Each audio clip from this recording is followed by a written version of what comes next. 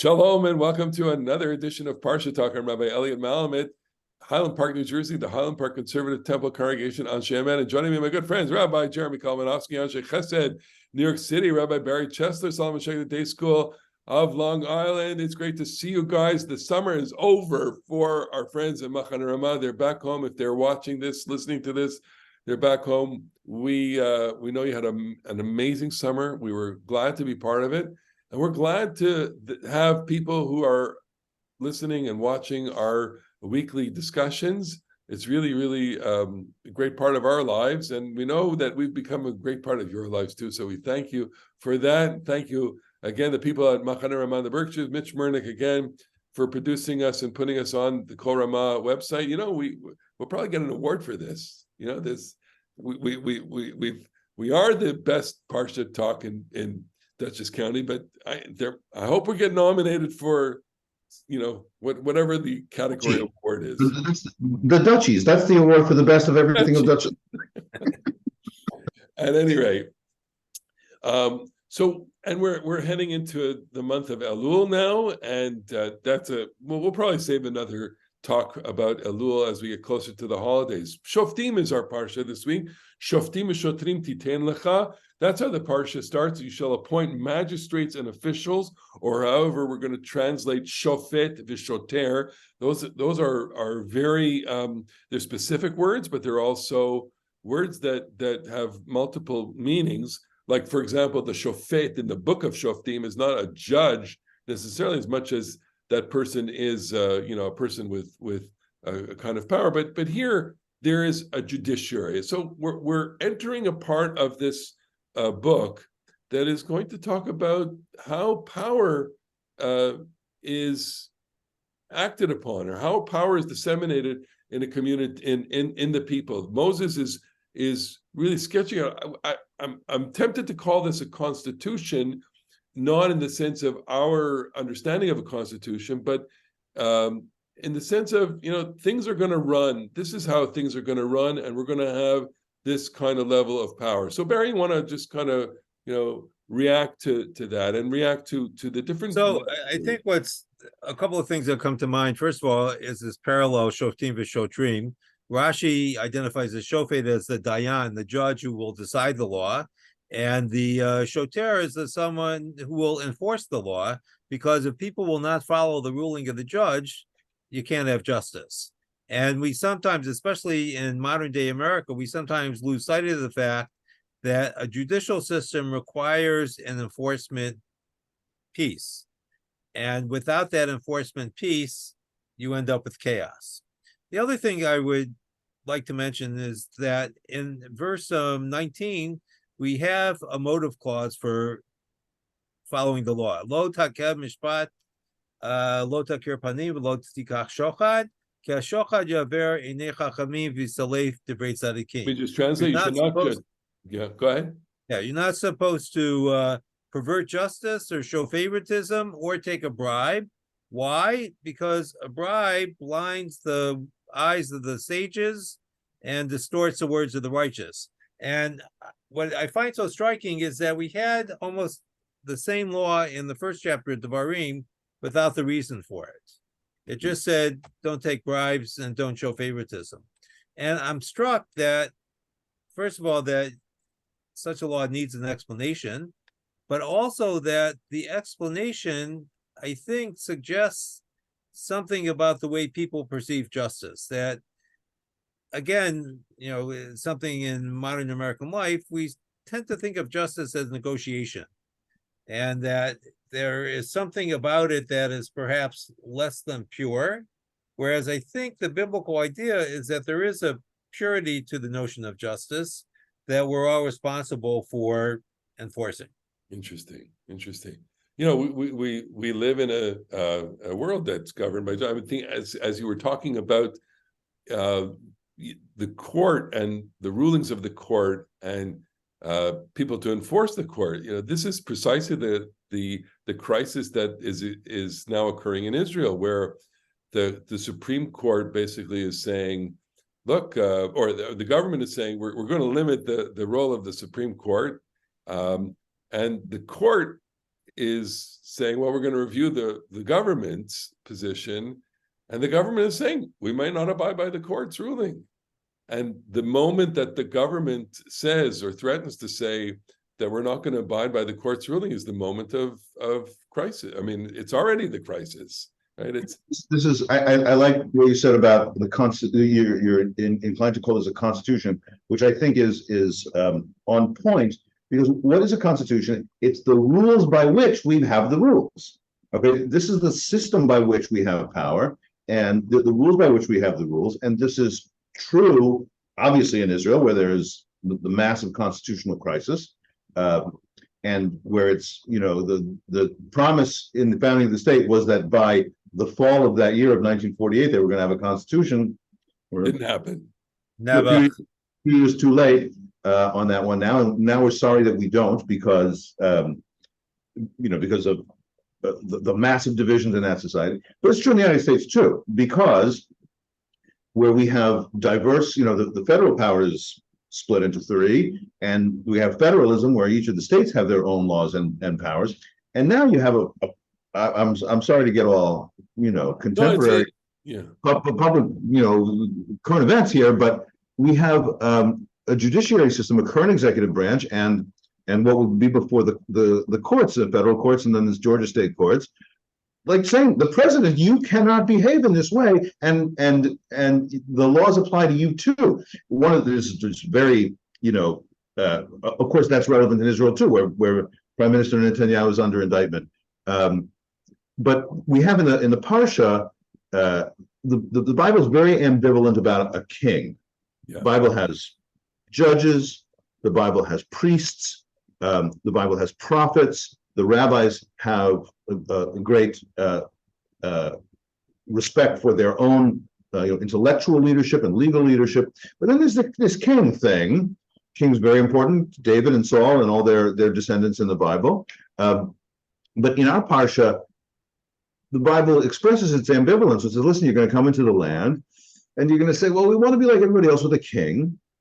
We want to be like the other nations. So the Bible says, listen, you can appoint a king.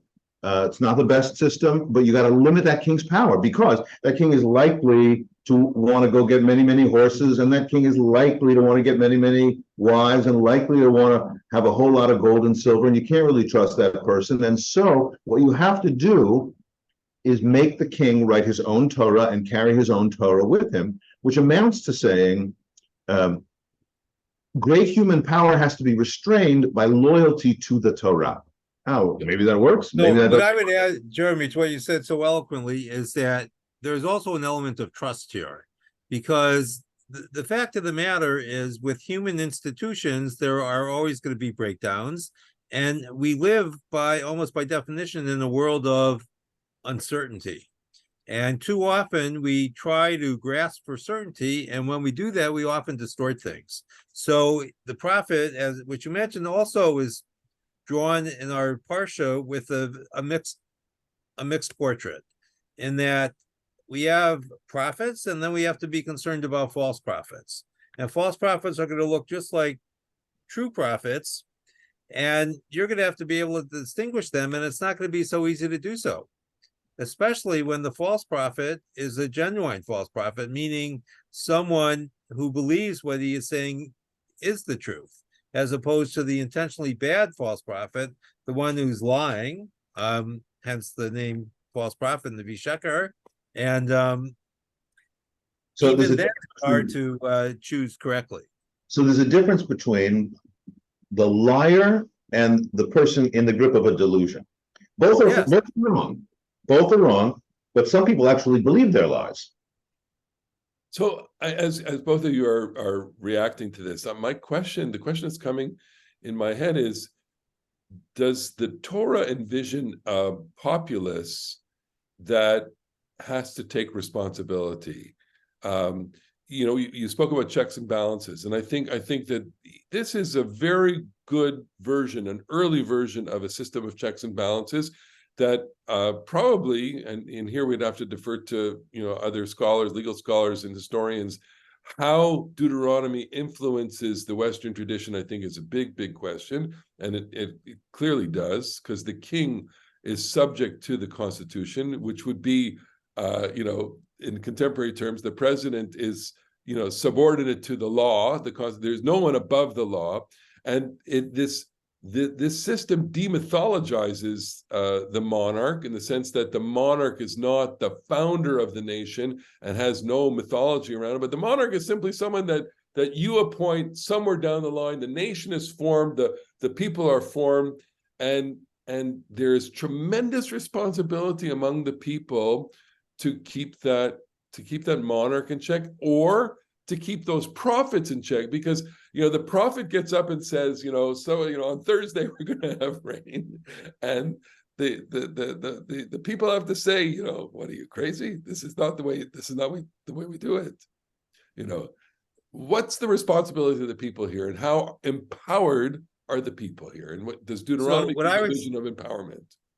I had a teacher many years ago when I was at Spertus, Rabbi Martin Goldman, and he once said that the problem in Judaism is not anthropomorphism, imagining God with human features, because after all, we describe things in the categories we know. The problem is when people think they're God. Mm-hmm. And what we have with these institutions of the priesthood, the king, and the prophet are people who by definition are next to God, who sometimes think that they come in place of God. And the problem for the people is making that distinction, because the predicate of the system is that you have to trust God, that these three leaders are vehicles to get to God, but they're not replacements for God. So then, and what's the people test? have to trust God.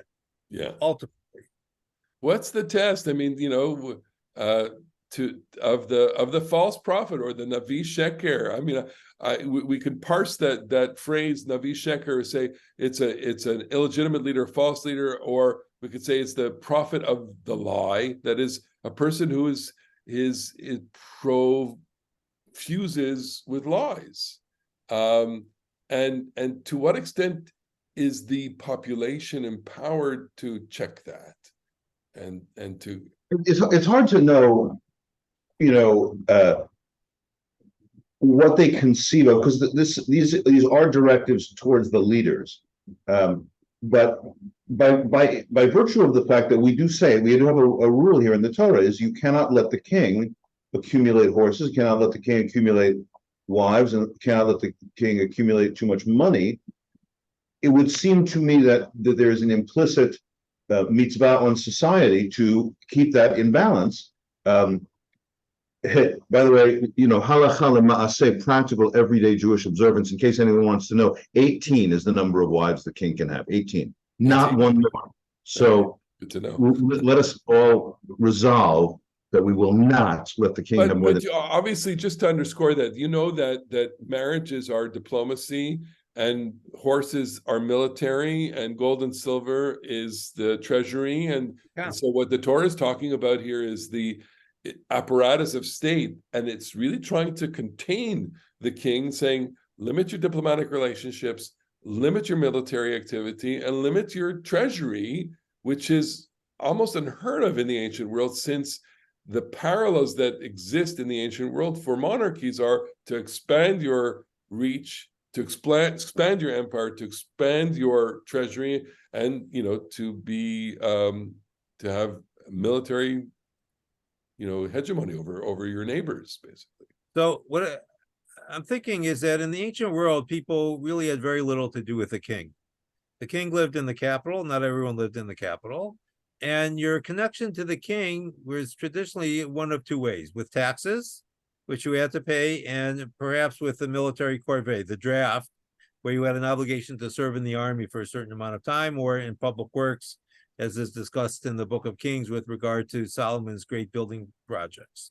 And I think what perhaps some of these laws about the wives and the money and the horses is to suggest that the people have to be paying attention to the king all the time. That there's a danger that the king is going to go overboard, as it were, be excessive, grab too much, and it's a responsibility of the people to keep him in check, because it's almost the king's job to try and want more.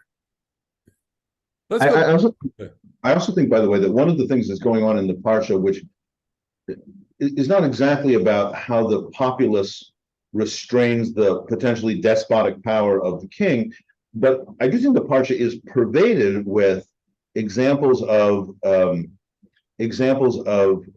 responsibility that people have, not just the leaders. You know, in my recently rewritten prayer for the state of Israel, one of the things that I added was that every citizen is obliged. I put in the phrase "V'chol ha'ezrach b'Yisrael." Every citizen is bound to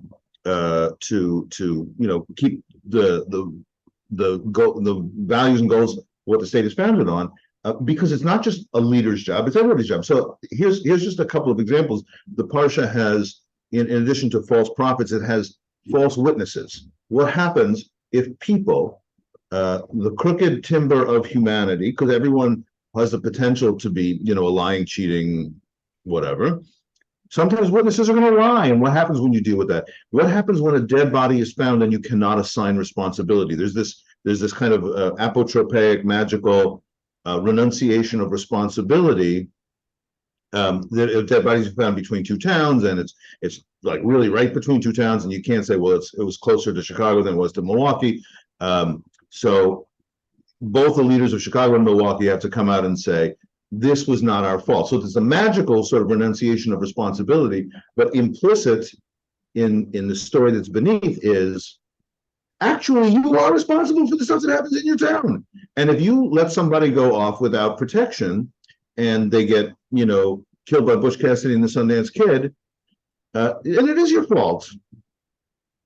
So not only that, I think what the part that we often overlook with the Eglah Rufah, the broken neck cow, is that you're responsible not only for what happens in your town, the rabbinic premise being that the victim of the crime did not get hospitality in town and so was left to the elements, which include criminal human behavior, but you're also responsible for what happens outside of the town.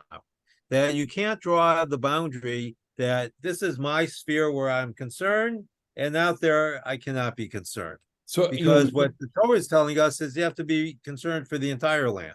Okay, so this is the passage at the end. We'll just direct our audience to that, which is what we call the Eglah Arufah, the calf where you break the neck of the heifer when they find this dead body, and it's quite a ritual at the end. I'm looking at 21 verse 7, V'anu v'amru. That phrase, V'anu v'amru, is always a kind of ritualistic recitation. They shall make this declaration: our hands did not shed this blood, nor did our eyes see it done. Absolve, O Lord, your people Israel, whom you redeemed, and do not let guilt for the blood of the innocent remain among your people Israel. And they will be absolved of blood guilt. Thus you will remove from your midst guilt for the blood of the innocent, for you will be doing what is right in the sight of the Lord. That's how the Parsha ends, by the way. But what's underlying this is the whole notion of the pollution of the land, that innocent blood that is shed. And for a crime that we cannot solve, that affects the body politic, that really stirs people up, terrorizes people, makes people completely afraid for their own security, that introduces an element of chaos, in addition to the pollution that the innocent blood has shed. I know we've spoken about this in the past. I don't know if you have any thoughts about this in that sense, Barry or Jeremy. What I would say, just to turn the phrase, is that any crime that affects a body has to, by definition, affect the body politic. Yeah. That, in other words, the individual is always part of the community. And what happens to a single individual necessarily has an effect on the rest of the community. Yeah. And, you mentioned or suggested there's a reference to the cities of refuge. And this goes back to the discussion in the Sefer B'Midbar at the end, where in the cities of refuge, the unintentional manslayer stays there until the high priest dies, because all blood must be avenged in some way. That even spilt blood that we would consider accidental or certainly not malicious, unintentional, takes a price, and you have to make amends. and the manslayer makes amends by waiting for the death of the high priest, whose death atones for all the sins at that time.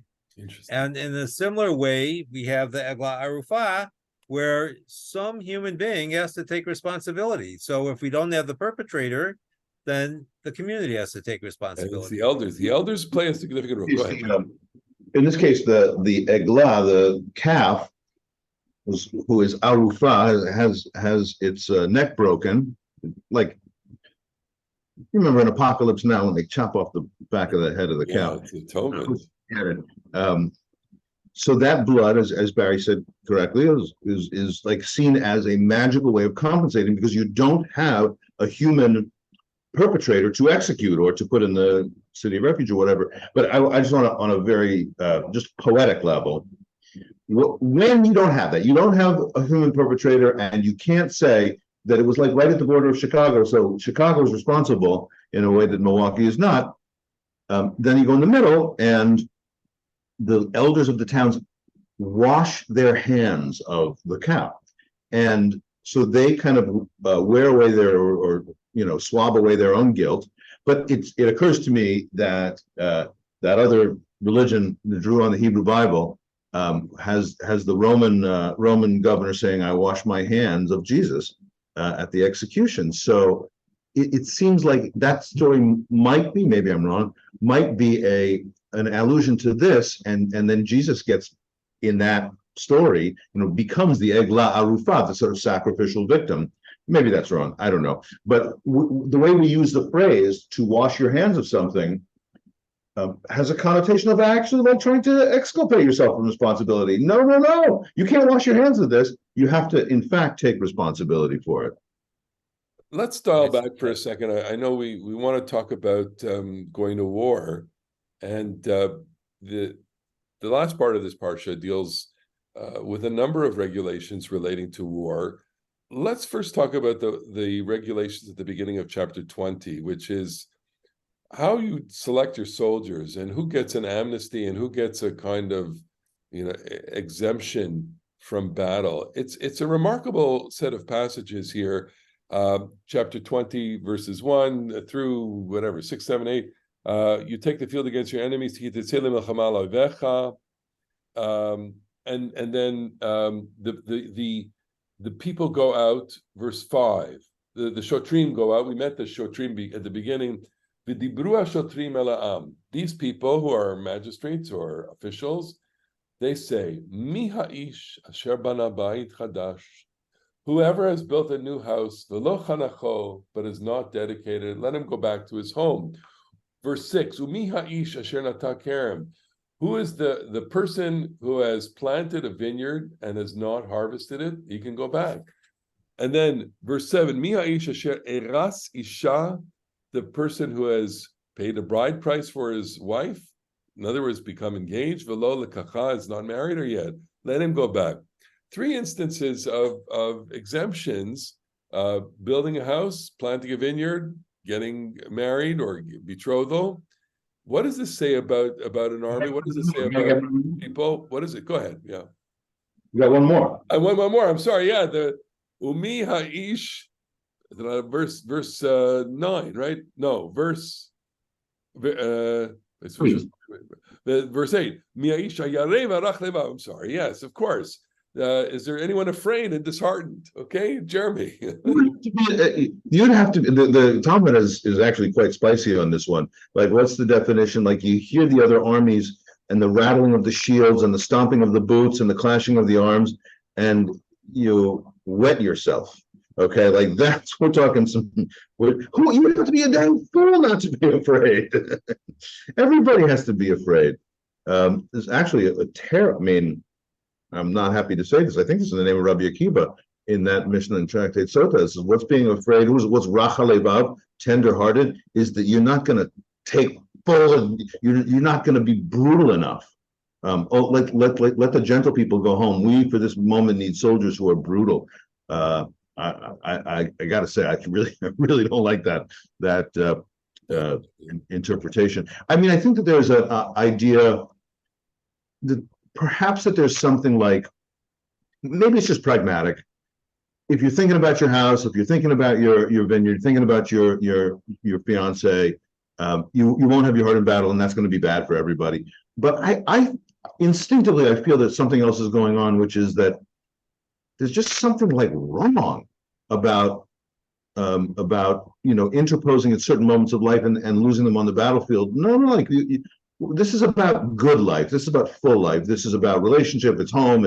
It's the vineyard that we wish for everybody, and that somehow it's like unjust in the Parasha of Shoftim. It's like unjust to force such people to go to battle. But I don't know. Milchemet mitzvah or milchemet rishut? Because you would think that in milchemet mitzvah, people would say, "Look, we got to leave. We got to leave home. We got to leave the vineyard. We got to leave." People should know that the rabbis have a concept of milchemet rishut, optional war, and milchemet mitzvah, obligatory war, and they say there again in Tractate Sotah, in a milchemet mitzvah, like you are just required to do this.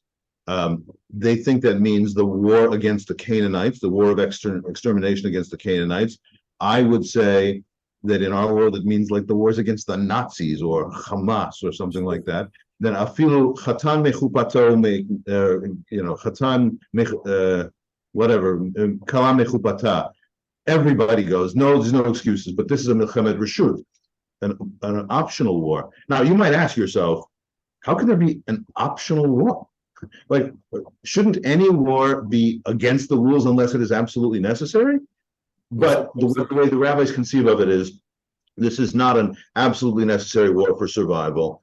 This is like, whatever, discretionary military maneuver. But think how demoralizing it is. And I'm sure we've all seen or heard of these kinds of stories, either in World War II or in Vietnam. People went off with photos of their beloved, either they were engaged, their girlfriends or whatever, and they learned later on that these relationships ended while they were away, and it was so demoralizing to them. That's a common theme in this. And here, someone else, using your house or eating from your vineyard or using the crops that you planted, it's tremendously demoralizing. It's unstable for a whole society for these things to happen. And I'm wondering if the Torah is anticipating it on the basis of this kind of dissolution, this lack of morale, or building up the consensus. Barry, I don't know if you want to. So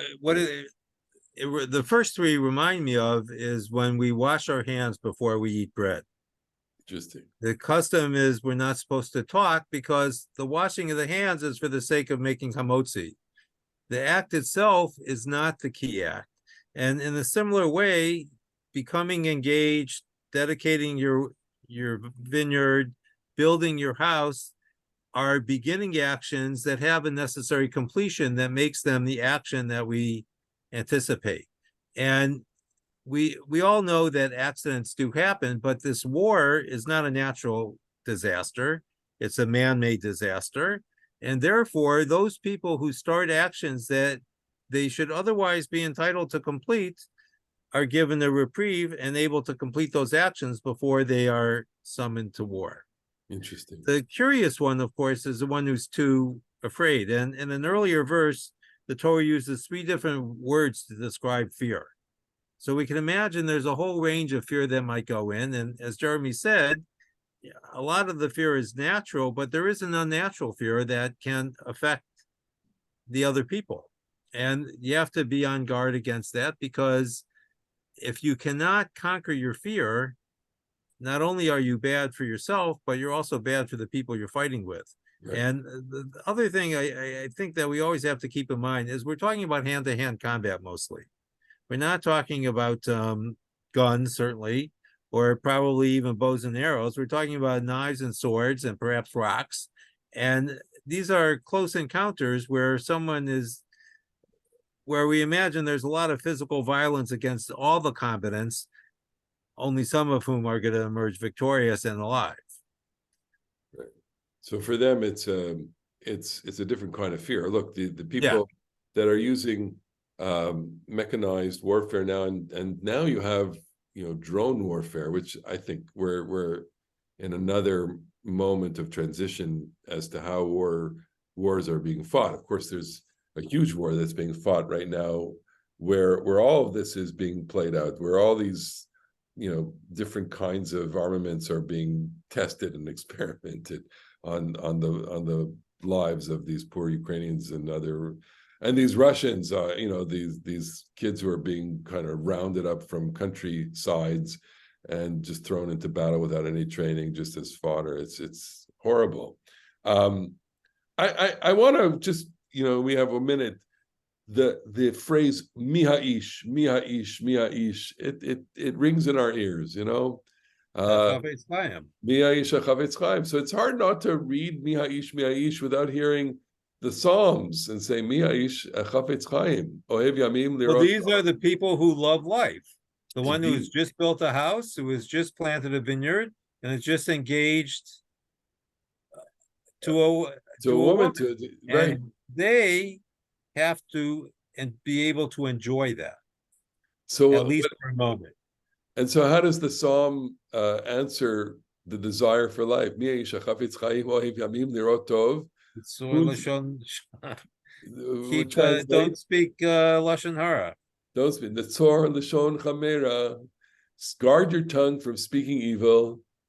Usfatecha midaber mirma, and your lips from speaking guile. Sur meira va'aseh tov. Veer away from evil and do good. Bakesh shalom beradfehu. That's interesting, right? Seek peace and pursue it. That is the ultimate answer to war, is the seeking of peace. If you read Deuteronomy with the echo of the Psalms in your ears, you get a full picture, which is, we're pursuing all of these objectives militarily, but really the pursuit ought to be for peace and chase after it. It's elusive. That's what Bakesh Shalom V'Radfeu is. We're always going to be seeking it, and it's always going to elude us, but the key to desiring life is to seek it, I guess. That's what it is. Well, we have reached the end of our time together here on Parasha Talk. It's been great to be with you. Great to talk and discuss and to share this Torah with everyone who's watching us. We are growing by leaps and bounds every week. Share us, and we look forward to seeing you on the next edition. In the meantime, Shabbat Shalom. Shabbat shalom. And see you next week on the next edition of Parasha Talk.